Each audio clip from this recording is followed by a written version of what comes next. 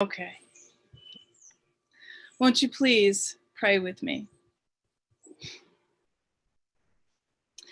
May the words of my mouth and the meditation of our hearts be always acceptable to you, O Lord, our strength and our Redeemer. Amen.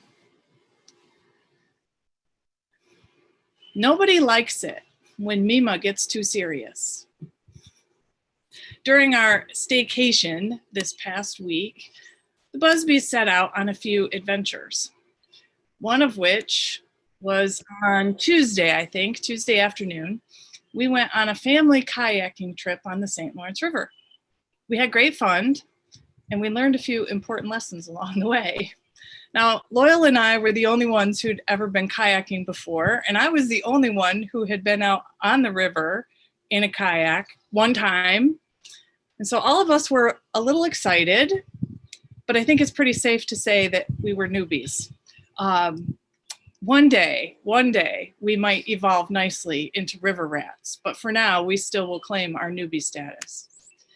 So we launched at TI Park, and we went northwest up to the Narrows, and we stopped where they told us to stop, and we had our first swim break. It was a great day. The views were excellent. We enjoyed a snack, and then we set off on the next part of our journey. Well, there was some discussion about where we would go for the next part of our journey. And apparently, because I'm in denial about how old I actually am, and about my status as a novice, and I'm easily moved by the eagerness of two little boys who are adventurous, we decided that we would continue through the Narrows and kayak all the way around Murray Isle. Because that's how we do in the Busby house, full speed ahead and no holds barred, and maybe a little lacking in common sense. Courage is not something that we lack in this family, however. So off around Murray we go, and we discovered fairly quickly that the river was a little bit more alive on the top side. The waves were bigger, there were more traffic, and Levi was shouting out some woo-hoos, and isn't this fun? And then there were a few moments when I began to wonder if maybe we hadn't bitten off a little bit more than we could chew. So I yelled back to the other kayak, should we turn around? No, let's keep going, this is fun. So after a while, with all the effort spent battling the waves and keeping afloat, we all started to get a little tired. And I started questioning the soundness of my decision-making, and it seemed like we were never going to get around Murray. Now, it's kind of funny now, looking back on the story, but there were some moments where it got a little tense. And we were all pretty tired and hungry and sun-scorched, I'm sure. We were on the river, by the way, for 4 hours. And then doubt, somewhere, I don't even know where we were on Murray Island, started to set in, and everybody started saying, I think we're lost. And Loyal says to me, give me that chart. So Loyal's now looking at the chart, trying to figure out where we are. And I knew that we weren't lost because we didn't stray too far from Murray shoreline, but I was beginning to wonder just how big this island is. Gary thought we should turn back, and I thought, oh no, we're farther along than halfway. We got to keep going. Levi starts shouting, we almost sunk the kayak, and I'm tired of being lost at sea. I started to wonder whether or not the boats were going to stop flying by us and those gigantic waves were going to stop. And then I start to notice that there's water pooling in the back of our kayak. And I thought, oh my goodness, what a mess I've gotten us into. And so now I'm paddling harder, and Gary's paddling harder, and Levi's paddling harder. And I'm starting to get more and more determined that we are going to get to the end of this island one way or another. And I start shouting out directives, Loyal, paddle with me, paddle harder, go this way, go that way. Did I mention that there were a couple moments where it got a little tense? We finally made it back to the Narrows where we had stopped for our original break, and we hauled our exhausted behinds out of the kayak for our second little break. And so as we sat there trying to rally our energy and our courage for the last leg of the trip to get back to TI Park, we talked about what we liked and what we didn't like so far. Well, we all liked the beautiful views of the river. There's never an end to that beauty. Levi loved the waves for a minute until he thought we were all going to die. Gary and I were both wondering what happened to our youthful bodies that used to be able to do anything we told them to do. And Loyal loved all of it, except for the point where he got really nervous because Mema was being way too serious. That was actually one of the moments when I thought for sure we were going to just wash up onto the rocks of the shore. But as we're sitting there on the shore, taking in the beautiful views and sort of processing all this adrenaline that we had pumping, it struck me, probably nobody likes it when Mema gets too serious. And I think it's probably true for all of us, isn't it? When we get off balance in any direction, we probably aren't the most attractive to other people.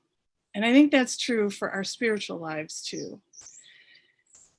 I'm wondering if maybe that's not part of the message to be found in the parable of the sower, which, by the way, is one of my favorite parables because it's so rich with meaning and depth. And every time I read it, I hear something just a little bit differently.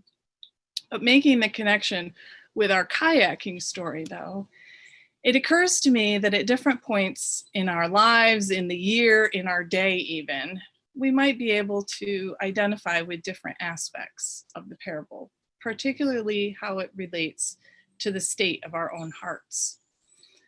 There are times when my heart feels like a trodden and worn path, trodden down by heavy traffic, hard packed by the weight of emotional burdens and sometimes grief, both mine and other people's. When I feel overworked and overwhelmed, and when I take life too seriously, I think those are probably the moments when the seed of the sower falls upon my heart and then it's easily snatched away before it has any opportunity to think about taking root, much less growing.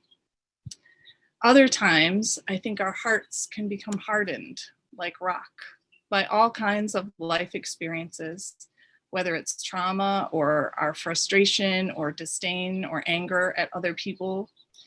Sometimes when we feel righteous anger or when we fall into judgmental and negative thinking, when we become too cynical and grumpy. These are the moments when the seed of the sower falls upon our hardened hearts. And though we may perhaps experience some immediate joy or relief, the hardened heart will not allow the seed to take root, and eventually it falls away before it amounts to anything substantial. Or look at the trouble that comes when our hearts are overtaken by the desires or the cares of this world, when we become focused on the lure of wealth, or when our energy and our focus becomes about obtaining more or securing our position or snatching up power or control. These are the moments when all of those self-seeking and worldly things choke out the new life that Jesus is attempting to sow in our hearts. Thank heavens for the times when our hearts are right and true, the times when we are humble enough to acknowledge our right-sized position in the world, when we make the time for rest and for self-care. These are the times when we experience growth and we can begin to see the fruit of the harvest from the seed that falls upon the good soil of our hearts. Now, obviously, this latter state of the heart, if you will, is what we all strive for. It's the goal that we aspire to. Yet to nurture and sustain that tender and compassionate state in our hearts, we have to be mindful and attentive to cultivating that environment of good soil. We have to be intentional about self-care and balance and humility. We must remain open and teachable. Any good composter knows that the really good soil is created with purpose, intention, and attention. It's cultivated. It doesn't just happen without any effort. Now, one more thing, if you're like me, you tend to focus on those times when you fall short and you don't hit that goal, that last goal that we're all striving for.